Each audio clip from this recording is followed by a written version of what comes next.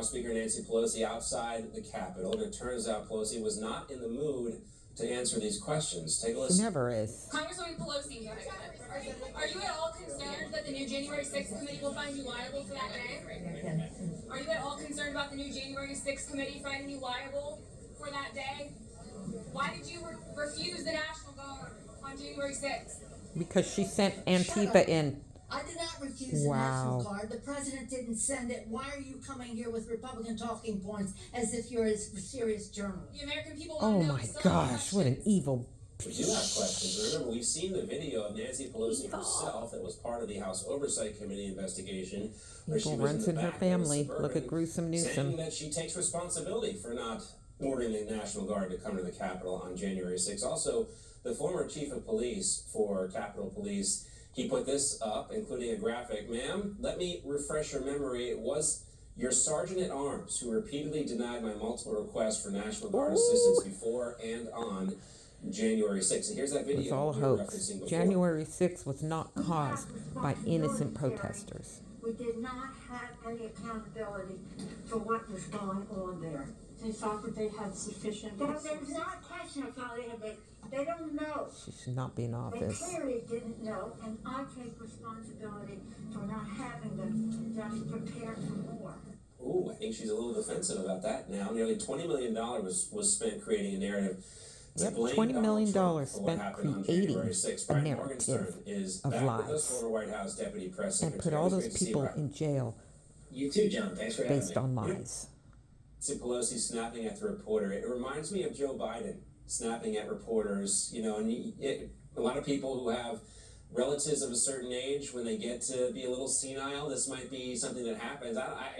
We're not doctors here, obviously, but maybe Nancy Pelosi might want to think about riding off into the sunset. Mm-hmm.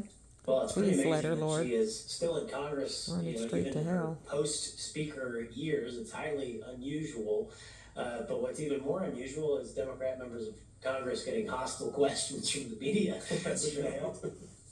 The response, she's not used to it. She's not used to being held accountable. America would be much better off if we had a fair press.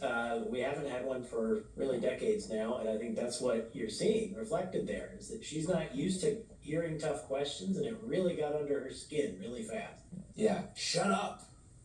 Wow, that was it. I can't believe. Well, very 2025, really. That's quite frankly, that's what that was. In a more comfortable setting, Nancy Pelosi went on MSNBC and talked with Jen Psaki about redistricting earlier this week. them She too? didn't even try to hide what Democrats are doing. Jeez. I made a decision to win. When you make a decision to win, make every decision in favor It's of called winning. cheating. Redistricting. And the House It's taking Democrats, control. State legislature. We Governor don't need the Newsom, government's and now control. Our former president of the United States with his. The country is depending on California. It's about winning the House, but it's also about our democracy. It's nothing about democracy. We're in a republic. 40% of Californians who voted for Democracy President is Trump easily identify turned as into Republicans. She tyranny obviously does not care and about government taking over, people. Yeah, no, it's all about preserving power. That Yep, seems to it's be exactly what they're virtually doing. Every decision that we've seen out of the Democratic Party lately, they don't seem to have a positive agenda for the American people, for business, for Nope.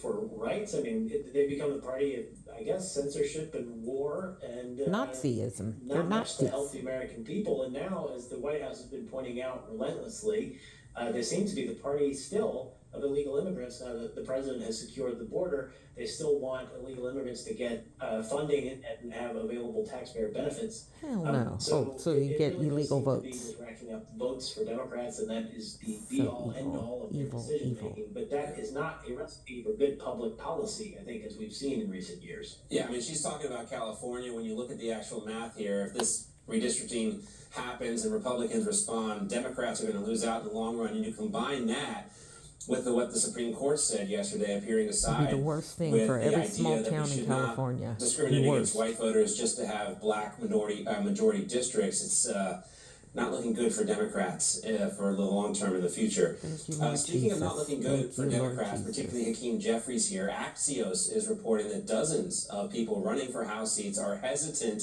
to back the minority leader. 20 said they straight up would not vote for him for minority leader again. He's facing a lot of heat as well for the government shutdown, and he's still trying to blame the GOP. House Republicans shut the government down. Liar. Then they ran out of town. Oh And my for the gosh. last 3 weeks, they're nowhere to be found. Oh my gosh. Is that like, is he trying to rap, or is he trying to sound like Dr. Seuss? I couldn't tell, Brian. Maybe a little of both. It reminds me of Happy Gilmore.